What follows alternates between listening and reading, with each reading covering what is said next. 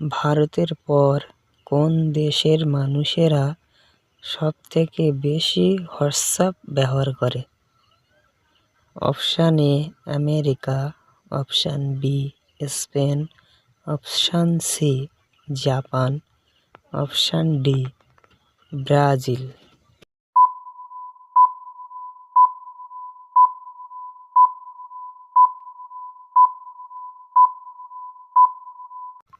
বন্ধুরা, উত্তরটি জানবার আগে আপনি যদি এই চ্যানেলে নতুন হয়ে থাকেন তাহলে আমার এই ছোট্ট চ্যানেলটিকে লাইক ও সাবস্ক্রাইব করে পাশে থাকবেন।